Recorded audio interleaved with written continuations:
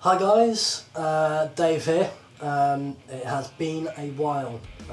Been very busy building studios and writing music and recording other people's music and all that sort of stuff. One of the other things that I've been very busy doing is working on the Chapman Guitars MLB bass, which is the first bass guitar that Chapman Guitars have ever done, and that's been really cool. And in fact, that's what this video is about.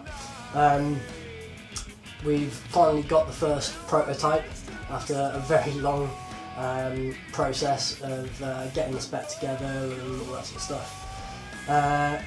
Because Chapman Guitars have never done a bass guitar before, it was kind of, and also with Chapman Guitars being very sort of collaboratively designed and that sort of thing, it was important for us to make sure that the people that were voting on all the sort of specs and design and everything were bass players and not just sort of guitarists doing a sort of interpretation of a bass, because we wanted to make something that was fundamentally a bass and a very good bass. So the design process was slightly different, still collaboratively designed, but we looked for 100 bass players to design it, and then used the Chapman Guitars forum to have a thread for us for the 100 to vote on everything. And that's kind of the process that we took, and having received the prototype, I can say that they did a great job, and that this is definitely not a guitarist's interpretation. It's definitely a bass, you know, and it's something I'm very proud of, and I hope that the 100 designers are also very proud of it.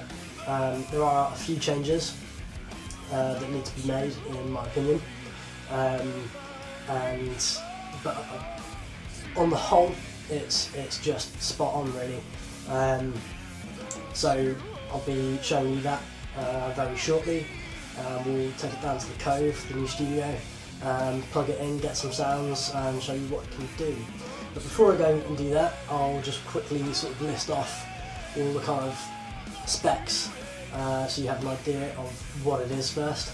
As you can probably see behind me, there's some close-up shots. So, what is it? It's a 4-string, because that makes sense. It's Chapman Guitars' first bass, and as awesome as it would be to make a 5-string or a 6-string and stuff like that, it made sense just to keep it simple and do a 4-string, and so that's what it is. Now, we've used some wicked woods on this, and I mean, it does sound great, as you'll see later. So we've got a Babinga body with a Babinga top, and it's kind of arch top, arch back, still got a kind of belly cut. It's very slight arch back, but it just kind of sits into the body really well, and you can really feel the resonance of the wood, which is great. We've got a 24 fret, 34 radius long scale neck, which is made from maple and wenge. It's a 5-piece 3-neck with stainless steel frets. The fretboard is wenge. We've got a 1.7-inch Tusk nut, A-type bridge, it's all black hardware, natural finish, feels awesome. Electrics wise, we've got passive coil tapping humbuckers, so you can kind of get that single coil jazz sound, or pop the coil tap back in and get that full fat, big, just massive bass sound. Control wise, we've got 2 volume pots for the neck pickup and for the bridge pickup. And what else we've got? We've got a master tone, which has the coil split on it, and a pickup blend, so you can kind of, it's notched in the middle, so you can go kind of all the way to the neck or all the way to the bridge, or halfway in between, and then change the volumes of each pickup. So there's lots of tonal variations you can do with this. The cavity was routed out big enough so that you could put aftermarket electronics if you want to upgrade the preamps, and you put active pickups in or any other fancy stuff. There's plenty of room in the cavity to be able to do that. And that's kind of it really. I mean, it's about the woods. As the 100 will know, there's a few slight changes in this prototype to what was originally kind of designed. These changes were kind of executively made between myself, Lee and Rob, and for no other reason really than just trying to make sure that we could get the bass into a price category that really was going to, you know, make people pleased. And some of the things just tipped us slightly over the edge. So, but as the 100 will know, the changes have really been sort of not detrimental. It's still fundamentally the same thing that everyone kind of voted on, and all the important things have stayed. But it's just allowed us to be able to get the price into somewhere that everyone's just going to be blown away with, really. Can't tell you exactly how much it's going to cost yet. I kind of know what price range it's going to be in, and it won't disappoint. It's definitely right up there. I mean, the quality of the bass is really, really up there. But the price is very, very, very accessible, and that will be announced very shortly. I can't tell you anything else just yet, but you will enjoy it. So I'll stop waffling and let's go to the studio and check out how this thing sounds. So I'm on another couch of doom, this time in the control room of the new studio, the Cove. You can find out more about it down here. So let's check out the Proto. Here it is. It really is awesome. Very, very, very happy with it. I'll do some close-up shots as well. But let's check out how it sounds. So the controls are master tone with the core split, and then blend control all the way back, bridge pickup, all the way to the front, neck pickup, and notch in the middle. And then we've got master volume for the neck pickup and a master volume for the bridge pickup. As I said before, these are both passive humbuckers, but the control cavity has been made big enough so that you can kind of do whatever you want aftermarket wise. But to be honest, I'm really impressed with the sound of these pickups. I mean, obviously it's got a lot of good wood to work with, but it does sound great. So let's start with balance in the middle, both pickups on full volume, treble all the way up in humbucking mode, and we'll just see what it kind of gives us, and we'll start playing around with some stuff. So.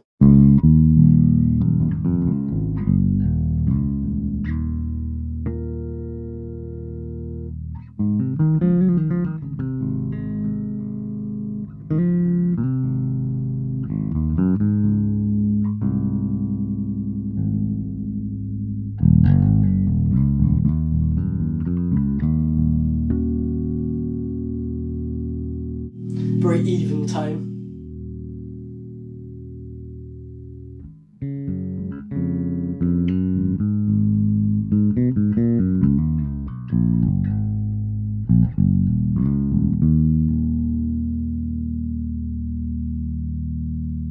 Okay, so as I said before, we've got blend control and a volume knob for each pickup. So as we're in the middle, if I start backing off the neck pickup, you'll hear it kind of start getting a little bit brighter.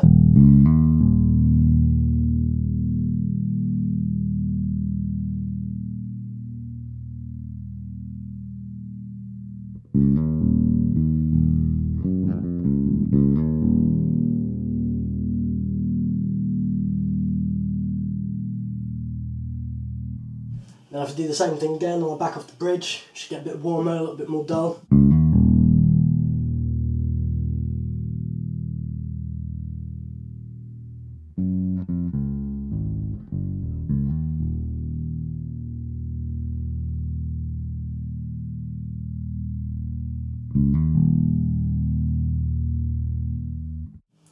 So now I'll do the same thing again, but I'll back the treble all the way off.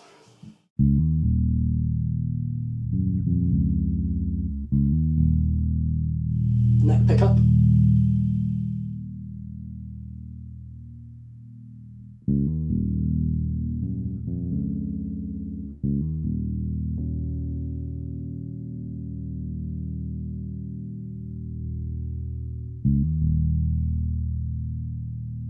Bridge pickup.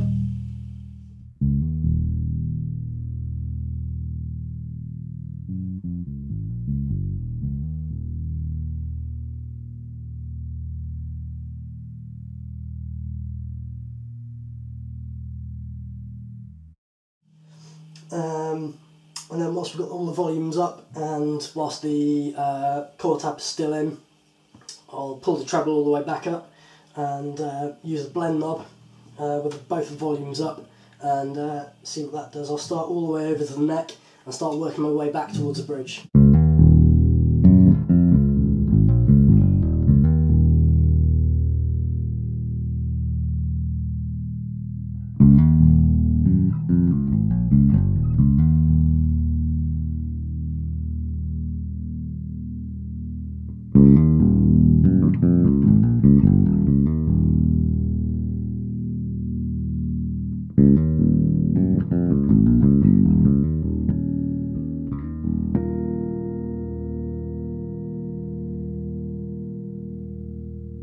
Back to the middle.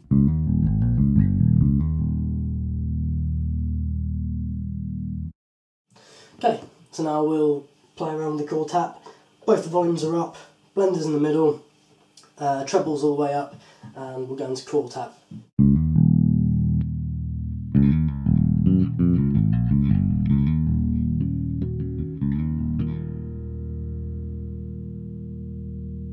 Start backing away the neck pickup.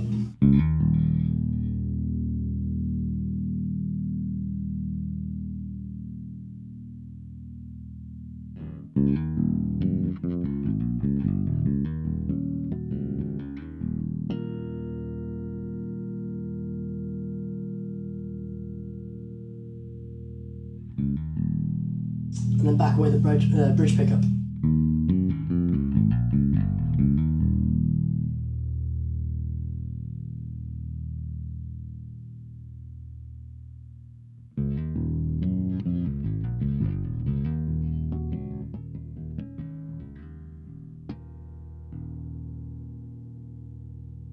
Now obviously what does happen is, as we've got the mix knob in the middle,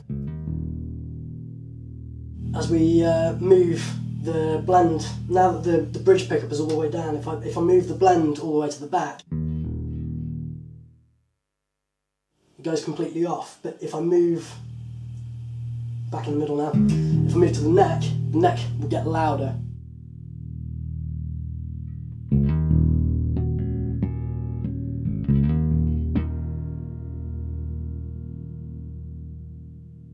Back to the middle.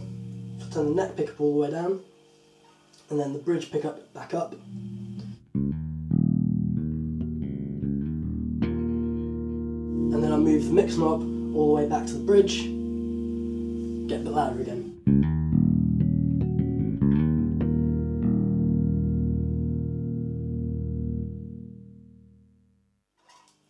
So I'll put everything back to full volume and blend in the middle, and then we'll try with it chord tapped and the tone all the way rolled back and see what that sounds like.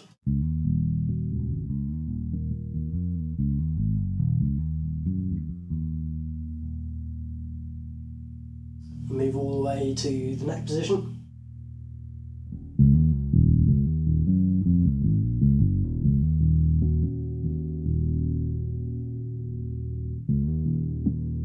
And all the way to the bridge.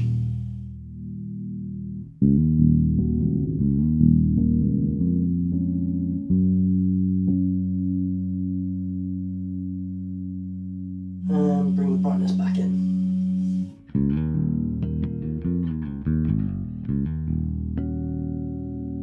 And then finally back to humbucket.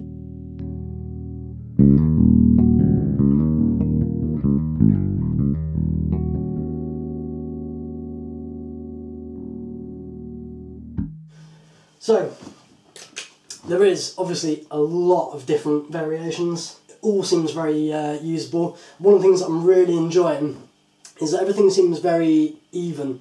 Often with basses you'll find that some of the bottom strings are just a lot louder than the top strings, and this doesn't seem to have that, which I really like, because it's something that I struggle with a lot. You know, you start playing up the top and no one can hear what you're doing, and then you play down the bottom and everything's too boomy.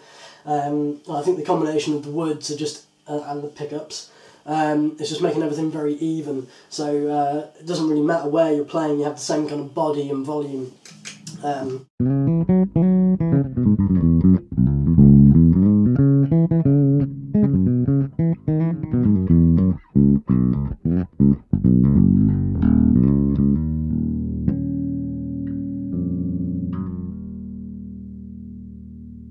Yeah, nice and even. So what else should we do?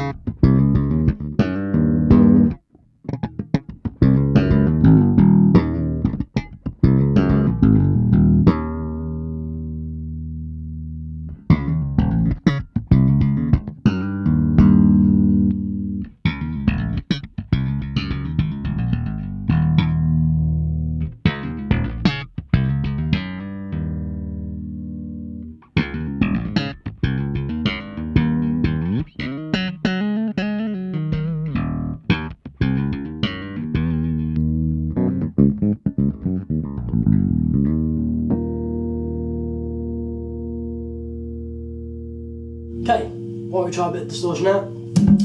Got titering on pedal, just a little bit of sans amp distortion.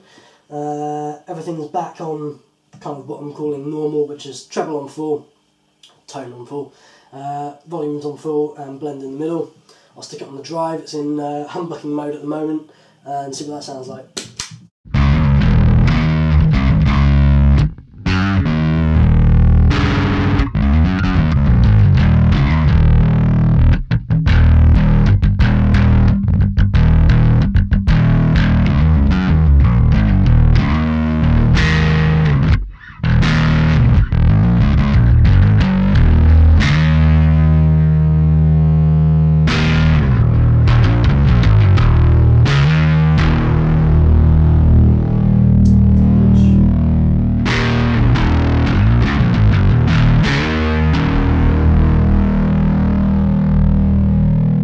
Middle, treble all the way off.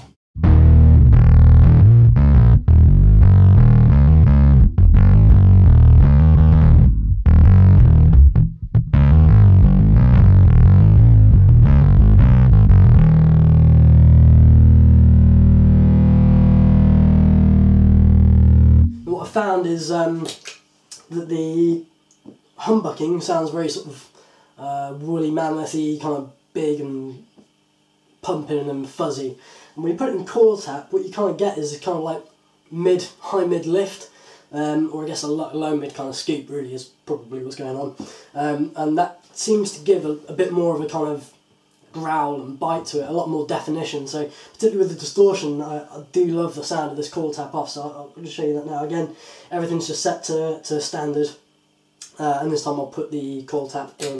So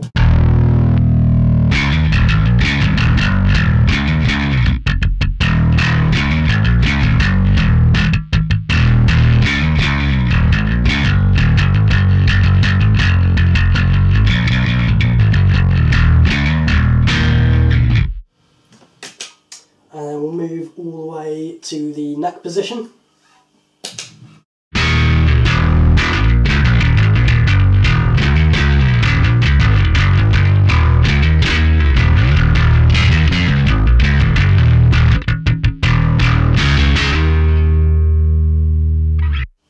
All the way way to the neck position, sorry, bridge position.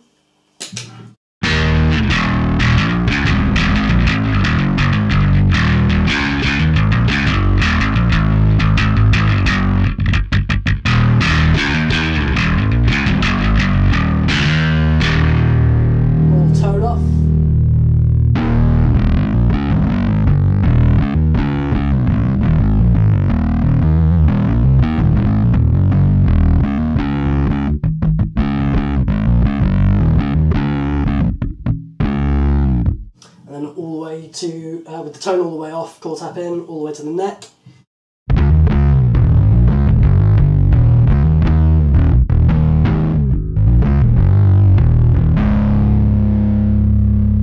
roll that all the way back in.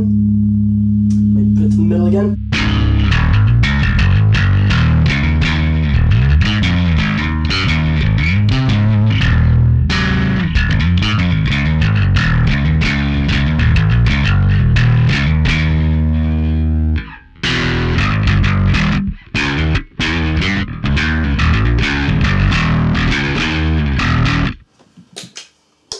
So, as you can see, loads of tonal options, loads of different sounds going on. One thing I haven't mentioned yet is that my leg has gone completely numb because this model is very, very heavy. So for the next sort of change, we're going to weight relieve it, make it a little bit smaller, just a tiny bit thinner, just try and get it to a sort of more usable weight because this is unusable. But other than that, it plays amazingly. So yeah, I mean that's about it for now. I'll probably shoot a couple more videos, maybe doing some playthroughs to some of the Dorje tracks or something like that. So you can check out it sort of playing along to other instruments and that sort of thing, see how it sits in the mix. But sound wise and looks wise and playability, it's really fantastic. So I can't wait to get the next prototype and see whether it's a bit lighter, and then get it in the shop so that you guys can get to a store and try one out because it's incredible. So yeah, I reckon that's it for now. Take it easy. I've been Dave. This has been the Chapman first ever bass guitar, the MLB1, and I will keep you guys all posted. Enjoy!